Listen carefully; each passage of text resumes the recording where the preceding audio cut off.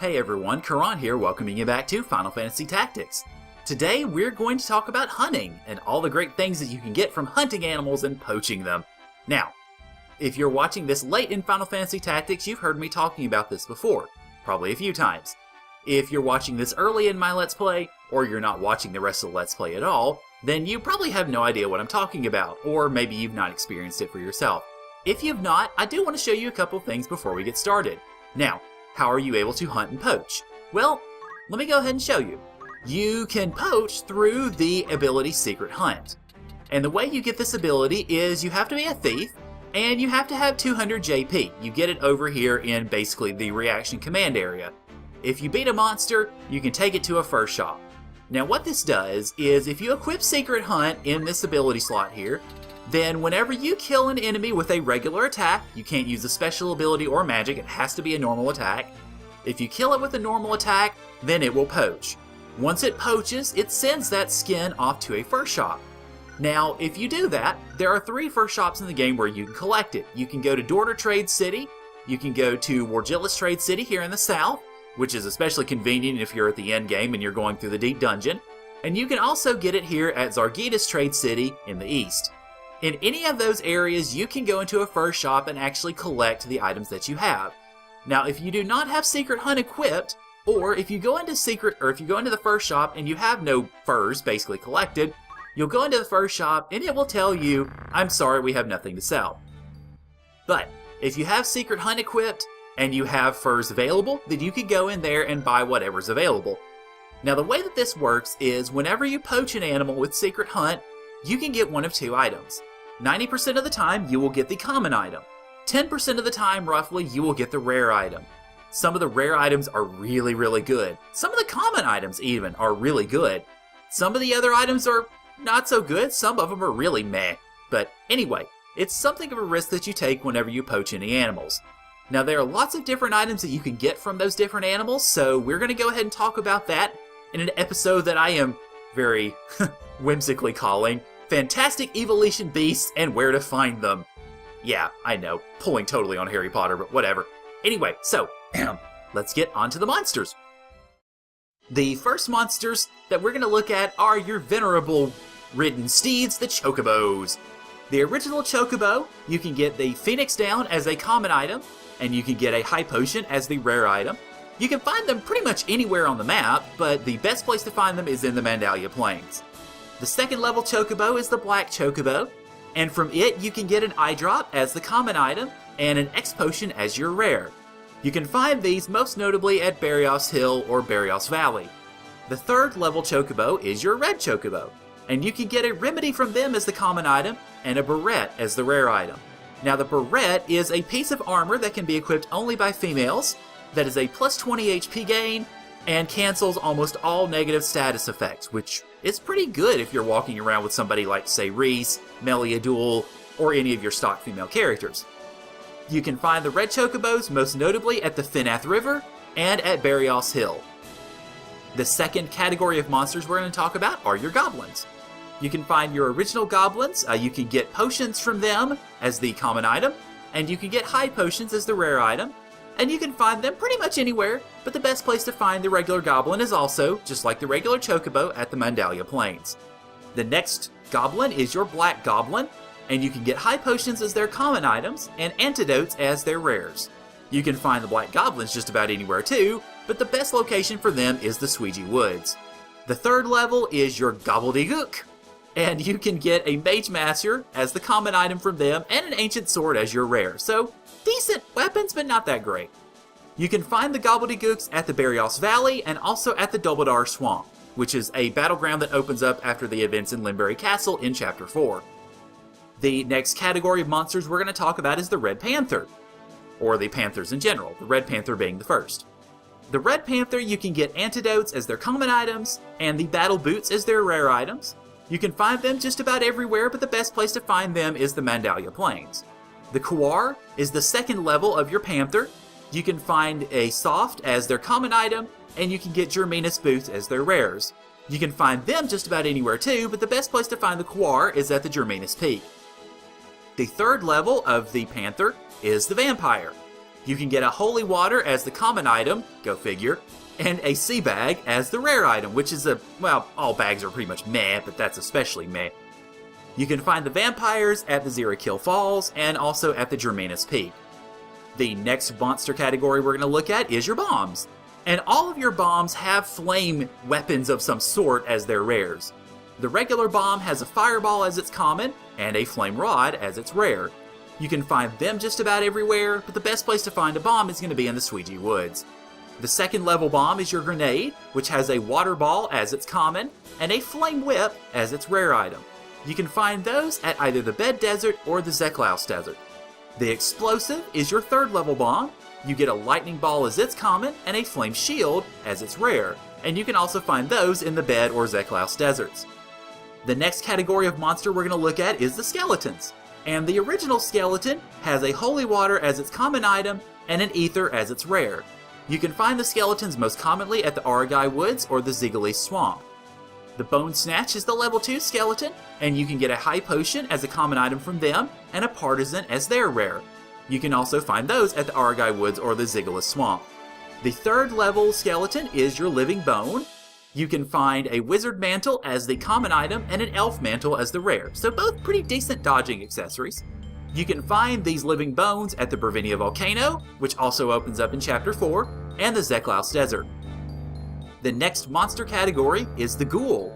Well, the Ghoul's proper, and the Ghoul is the beginning. The Ghoul has an ether as its common item and a ninja knife as its rare. You can find these ghouls at the Aragai Woods and the Ziggly Swamp, so basically the same as the skeletons. The second level of the Ghoul is the Gust.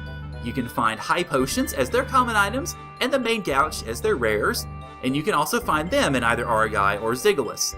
The third level Ghoul is the Revenant. The Revenant has high ethers as their common items and mithril guns as their rares, and you can find these Revenants almost exclusively at the Yu-Gi-Oh! Woods. The next level of monster that we're going to talk about is your Floaty Balls.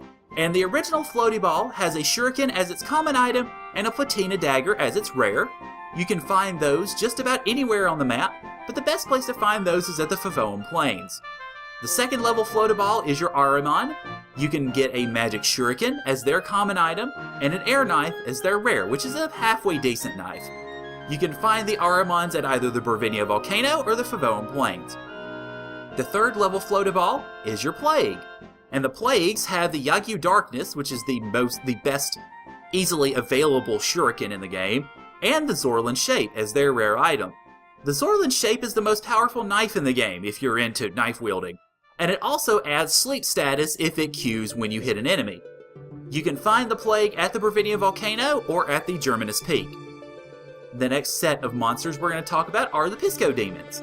And the original Pisco Demon has an Echo Grass as its common and a High Potion as its rare. You can find these at the Zero-Kill Falls or at the Favoan Plains. The next level of Pisco Demon is the Squid Larkin, and you can get a small mantle from them as a common item or a Sleep Sword as their rare. You can find those at Zero-Kill or at the Dumbledore Swamp. The third level of the Pisco Demon is the Mind Flare, which can be problematic, so be careful. The Mind Flares have a High Ether as their common item, and a Dracula Mantle, which is one of the best evasive mantles, as their rares. You can find them at Zero-Kill or at the Favoan Plains. The next monster we're going to talk about is the Juravis, basically our birds. And the original Juravis has a potion as its common item and rubber shoes as the rare. You can find these at the Zeklaus Desert or at the Favoan Plains. The next level is the Steel Hawk, and you can get a Phoenix Down as their common item or a hunting bow as their rare. You can find those at Zeklaus or at the Germanus Peak. The third level is the Cockatoris, and you can get a Soft as their common item or a Feather Mantle as their rare, and you can find those either at the Favoan Plains or in the Deep Dungeon level Horror. The next monsters we're going to have are some beefier ones, the Bull Demons. The original Bull Demon has a Battle Axe as its common item and a Giant Axe as its rare. You can find those at the Zeklaus Desert or at Barios Hill.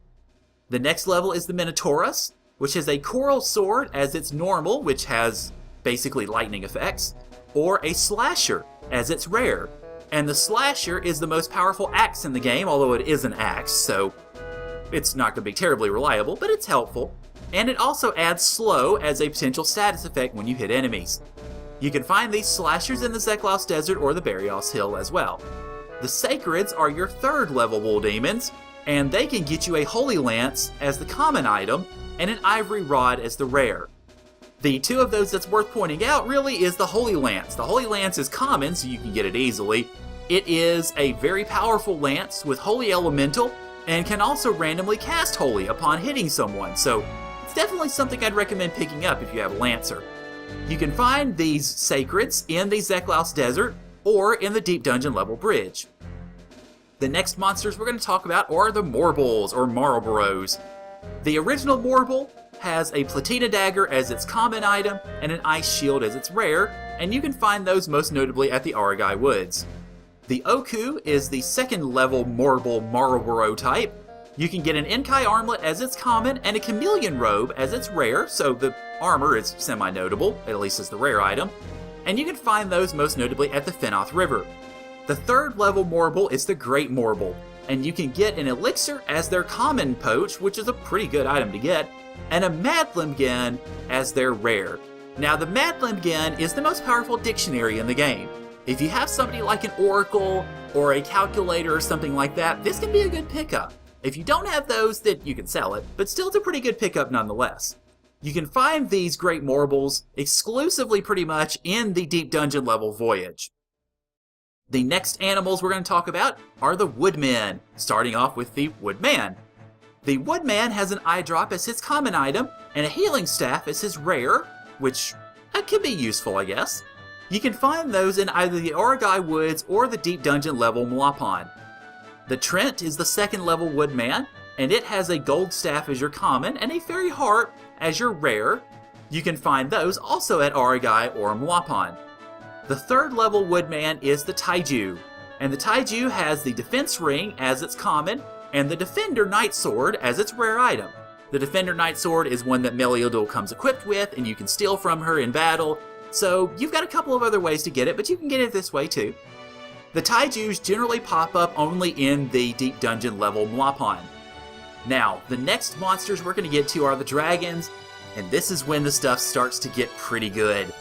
The Dragons, the original Dragons, have Jade Armlets as their start, and H-Bags as their rare, which again, bags are meh, but still is something worth looking at.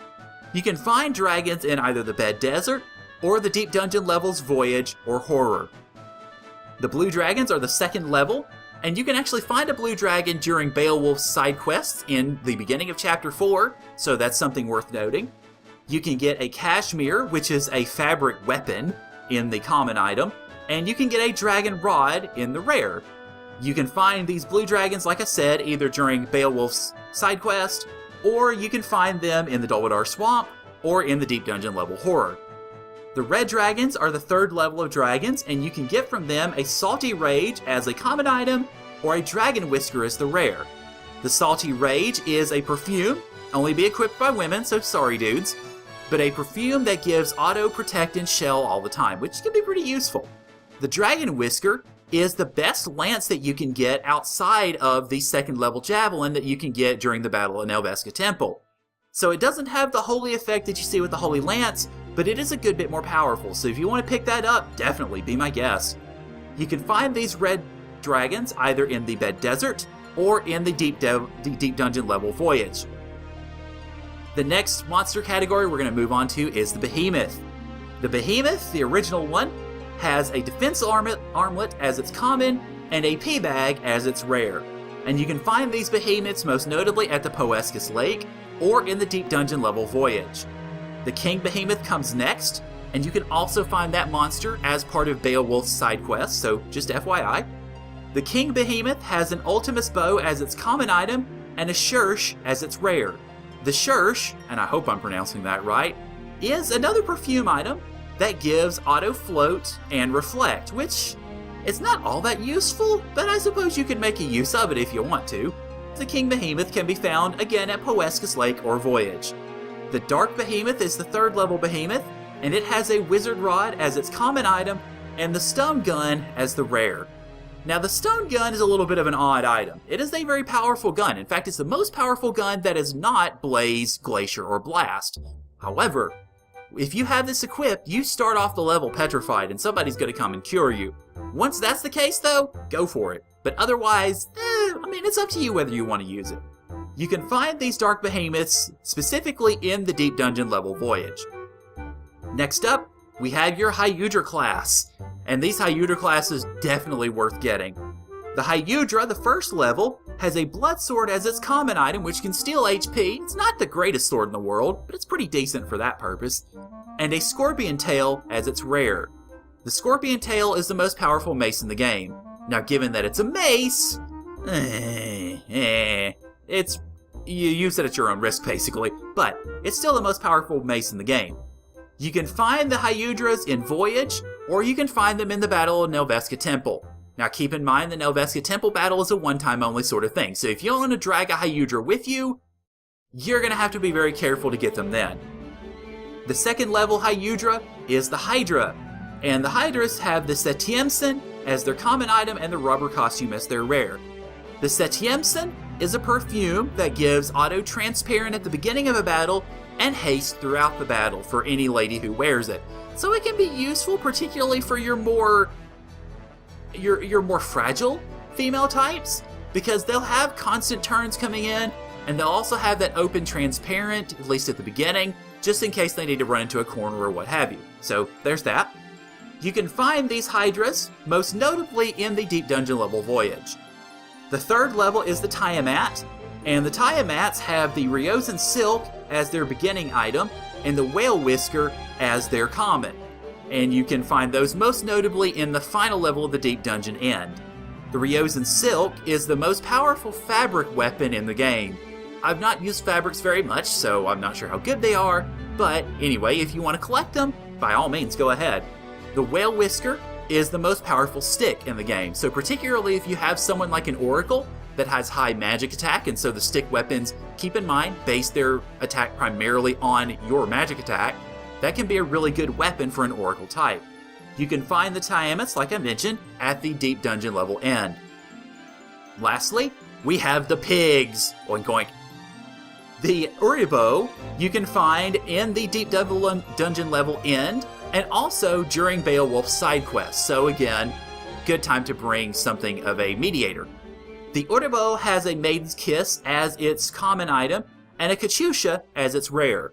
Now the Katyusha is a ribbon which largely can only be worn by women that can block a number of negative status effects, so it's something worth thinking about. The Porky is a second level pig. It has the Chantage as its common item, and the Nagrarok as its rare. Now, if there is any sort of contrast between useful and not so useful in common and rare items, I don't see one. The Chantage is one of the best items in the game in many ways, because the Chantage is a perfume that gives you auto regen and auto re-raise. Now, there's a caveat with the re-raise. If whoever has the Chantage on is the last enemy or the last ally to die on a battlefield, it's still game over, because they need a turn to re-raise. But if there's another ally on the battlefield, you can stall for time and have that person re-raise with the perfume, and then they're back with pretty decent health. So that is a very valuable item. The Nagrarok, on the other hand, is a little bit different. The Nagrarok is the worst sword in the game in terms of straight out power. Yes, even worse than the beginning swords, because the Nagrarok has one attack. Yes, one. Now there's a catch to it though. The Nagrarok also can turn your opponents into frogs if you hit them with it, so it makes for an interesting counterbalance for, say, Orlandu. If you want to use him, but don't want him to be super overpowered, then this might be an interesting little twist you can throw into the mix there with the Nagrarok if you can get that. The final monster that we will profile is the Wildbow. And the Wildbow has a ribbon as its common item and the FS bag as its rare. Now both the Uribu and Porky, can be found primarily in the Deep Dungeon level End. The Wildbow, however, cannot be found in any random battle at all, because the Wildbow can only be bred. So what you have to do with that, and what you can do with any monster, what you especially have to do with the Uribos and such, is find an Urbo, whether it is during Beowulf's side quest. You can also find one possibly during the story battle in the Fenoth River. If you can get one of those, breed that, and you can get the wild bow. There's no other way to get a wild bow. Now the ribbon, as it turns out, is probably the best ribbon accessory, obviously given the name, but it is a ribbon that blocks every negative status effect in the game. The HP increase is not that great, but if you're looking at it as more of a protective measure, that's probably the best course you can take. The FS bag is the most powerful bag in the game, but it's a bag, so again, same thing with maces and axes, it deals out random damage. But if you want the most powerful bag, so you have a decent area from which to start as far as that damage is concerned, there you go. Now, if you want to poach and court these animals, keep in mind you're going to have a spot open in your party, because if you don't have an open spot, then your animals will not breed. If they breed, they can randomly level up to the next type, or they can be a lesser type. It depends. They can be some type within their breed. That's the best way, really the only way to get wild bows, and to some degree it's probably the best way to get some of the higher level monsters, because you can get the common monster and then breed it, basically walk back and forth between some of the better walking spots like Goland and Lassalia, or Igros and Fort Zeekton after Chapter 1's over with, or you've got Garland and Moran toward the end of Chapter 4 or what have you. You can walk back and forth between those places and just watch them breed. And if they get the animal you want, then keep them. If not, go ahead and get rid of them and try again or something like that. That's probably the best way to get a lot of this stuff. And some of this stuff, like I mentioned, such as the ribbons, the chantages, or the rubber costume I didn't mention, is the best clothes in the game. It cancels lightning, and it is the Hydra's rare item. All of those, and some of the others I mentioned as well, are really, really worth getting. So if you're planning on maximizing your power or your potential in this game, I would recommend strongly that you go about doing this. Hopefully this guide has been a help to you. I certainly hope it has. And basically next time, we'll continue on. If you're watching this at the end of Final Fantasy Tactics, then you'll see me in Skies of Arcadia. If not, then, hopefully I'll see you around. So, hopefully this guide has been helpful to you, and I hope you have enjoyed it. As always, thank you guys for watching, and I'll see y'all later.